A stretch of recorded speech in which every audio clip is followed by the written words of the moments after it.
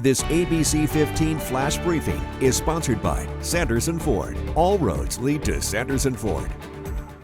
Hello, I'm Justin Pizzera with your afternoon update from ABC15 Arizona. Opening statements are expected to start today in the murder trial of the man accused of killing 19-year-old Kira Bergman. John Christopher Clark is charged with murder and evidence tampering. It's been 4 years since Bergman, Clark's ex-girlfriend, was reported missing. Her body was found a month later in Buckeye. The trial is expected to last at least a month.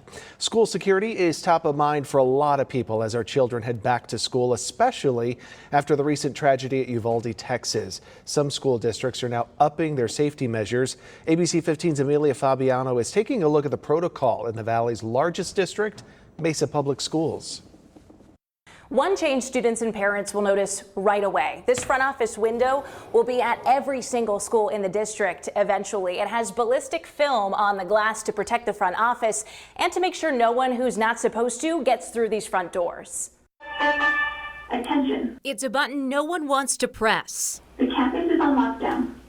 A sound no one wants to hear. But it's Alan Moore's job to make sure tools like these are in place to prepare Mesa schools for a threat. There is a lot of anxiety among parents and staff with the tragedies that have happened recently. Anytime there's a tragedy such as what happened in Uvalde, I mean, my stomach gets upset. I mean, this obviously upsets me. He's the director of security and safety for the district and has been reviewing the lockdown and emergency management protocols with the Mesa Police Department and other districts.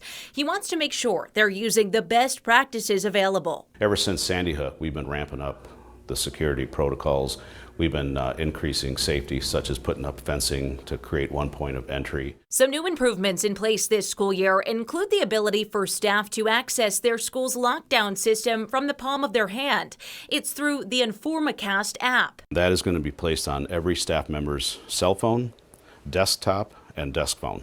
Also, these blue strobe lights are now in areas where the intercom can be tough to hear. When the announcement goes off, a lot of the complaints used to be, well, I heard the announcement, but I couldn't understand it because the kids were screaming and playing and such. Schools that don't have a front office remodel like this one at Guerrero Elementary will have locked front doors. We're ordering a video conference phone to go outside each one of those locked doors so that they can communicate with the front office and be buzzed in. The idea is to create a waiting area while the front office vets a visitor to buzz them in. Other protocol include locking all classroom doors during the school day, doing 4 lockdown drills a year, and doing presentations to students explaining the lockdown protocols. Overall, I feel good, and usually when I explain to a parent or even a staff member, here's all the protocols that we have in place, they a lot of times didn't realize we had all those protocols in place, and they feel better after they talk to me. Moore said the only reason they were able to fund this level of security is through the bonds you vote on in elections. If it weren't for the bonds, we wouldn't be talking about this at all. Thank you to the community for passing the bond.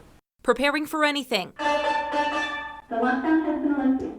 To protect your students. Reporting in Mesa, Amelia Fabiano, ABC 15 Arizona. And big news from the sports world. Tennis legend Serena Williams says that she is getting ready to retire. The announcement was made in an article by Vogue magazine. Serena will turn 41 years old next month. She is expected to retire after the U.S. Open, which begins in 3 weeks. Time for your most accurate forecast. I'm meteorologist Iris Sermosu. A flood watch in place for the valley and to our west across all of western Arizona. Even some of that higher terrain to our east all the way into the White Mountains as we could see more flooding today into tonight. That alert will be in place through the afternoon all the way through 2 o'clock Wednesday morning. You're going to notice that the best storm coverage will be across western Arizona as we head into this afternoon. After overnight and early morning rain here in the valley, we're going to catch a little bit of a lull through mid-morning, but then a chance for some spotty storms by the early afternoon, and then that storm potential will continue through the evening. Again, the best storm coverage to our west, but we could see a few storms here in the valley. And then overnight, I think we've got to watch for another batch of storms that could move into the Phoenix area overnight and early tomorrow morning. And again, the risk for flooding will continue. A high of 102 today in Phoenix, 106 out at Lake Havasu with 70s in Flagstaff, upper 80s today in Payson. Daily storm chances at 30 to 40% through the weekend with highs in the upper 90s to low hundreds in the valley and even better chances up north.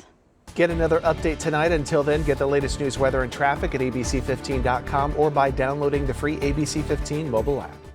This ABC15 Flash Briefing is sponsored by Sanderson Ford. All roads lead to Sanderson Ford.